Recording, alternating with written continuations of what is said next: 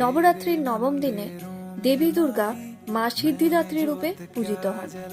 চলুন আজ অন্তিম দিনে আবার করে দেবী দুর্গার 9টি রূপ মনে করতে করতে মা সিদ্ধিদাত্রীর কথা শোনা যাক। মা সিদ্ধিদাত্রী পদ্মাসনে আসীন এবং মায়ের 4টি বাহুতে তিনি ধারণ করেছেন শঙ্খ, গদা, পদ্ম, চক্র। অ্যাকর্ডিং টু পুরাণ, ভগবান শিব কঠোর তপস্যার ফলে মায়ের কাছ থেকে অষ্টসিদ্ধি প্রাপ্ত হয়েছিলেন। মা সিদ্ধিদাত্রীর কৃপায় মহাদেব অর্ধনারীশ্বর রূপ পেয়েছিলেন। মায়ের 9টি রূপের প্রতীকী স্বরূপ 9টি কুমারী কন্যাকে ভোজন করানো ও উপহার দেওয়ার প্রচলন আছে।